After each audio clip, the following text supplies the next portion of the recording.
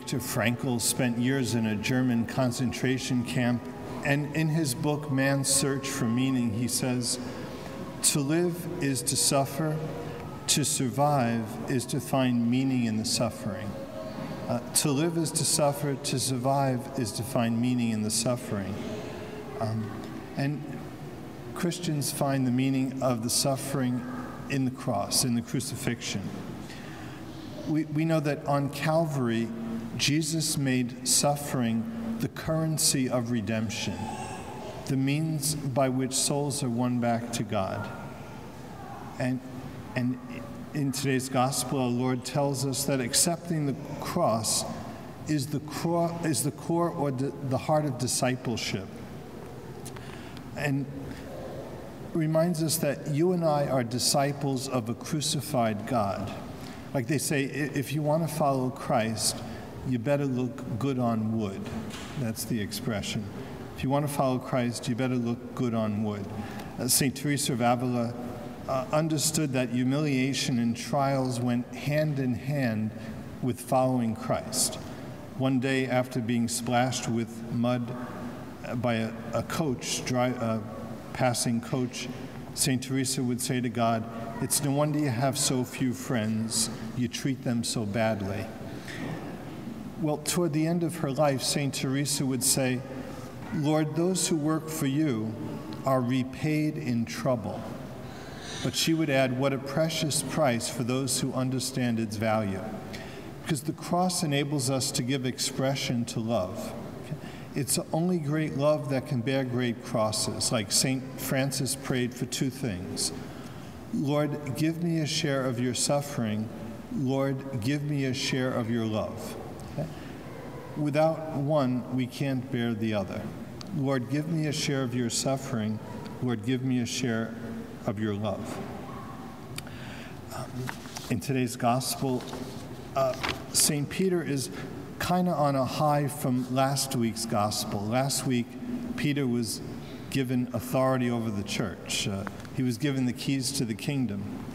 He was named Pope. But in today's gospel, he rebukes Jesus. Like, there's that expression. I had a seminarian friend who used to say that if we were God's boss, we would have fired him a long time ago. Okay? Well, that's kind of what Peter tries to do in that gospel. Like, Peter goes there, he rebukes Jesus, and because suffering and death were not on Peter's agenda. Okay? Well, Christ's mission was to choose death as his bride. The Christian perspective is that to sacrifice the self in love is the basis of Christianity. It becomes the source of life for others. Again, that was his agenda, and as Christians, we say that's our job description, that's our agenda. And Jesus' response to him was, "Get thee behind me, Satan." Okay? Because the great lie, Satan is the father of lies. The great lie is that the Christian life can be lived without the cross. Okay? The great lie is that God would never want to inconvenience any of us in any way. Okay? Get behind me, Satan. Not only stop telling me what to do, but get behind me and follow me. Okay? The real Jesus is always going to Jerusalem. In today's gospel, Jesus is heading toward Jerusalem. He's always going toward Jerusalem. We always meet with resistance when we follow him. If you are to be a bearer of that love, you too will encounter resistance. You too will encounter the cross. Sometimes, like our Lord says to Peter, you are not thinking as God does, but as human beings do. The way human beings think, we think in terms of avoiding the suffering, like avoiding the cross. But God thinks in terms of self-sacrificing love, embracing the cross. God says, how will I love today? You and I are naturally inclined towards saying, how will I try to avoid the cross today?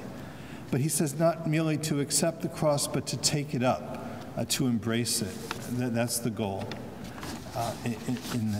in that gospel.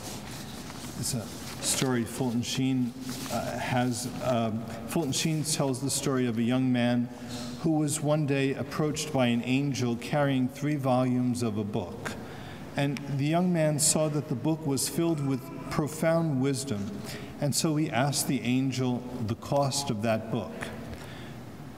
When he heard the price, he says the price was too high. The young man walked away sadly. In his middle age, that same angel appeared to the man carrying 2 volumes of the book. The man asked, "What is the price of those 2 volumes?" The price of the 2 volumes was the same as the price for 3 volumes. The man told the angel the price is too high, and he walked away sadly. And finally, in his old age, once more the angel appeared to him, now holding 1 volume of that same book. The old man asked, "What is the price of that single volume?" The angel told him that the price of 1 volume was the same as the price for 2 volumes, which was the same as the price for 3 volumes. The 3 volumes represent the 3 stages of life: youth, adulthood, and old age. And the price of the volumes represents the cost of discipleship, the price of salvation. The cost of redemption is crucifixion. The price of resurrection is the cross. And so it's only if we have died with him that we can hope to share in his resurrection. Like we say, the cross may seem inconvenient, may seem not to fit in with our plans. Well, they say that the only good plan is one that can be changed. And when we embrace the cross, we change our plans and we yield to God's plan.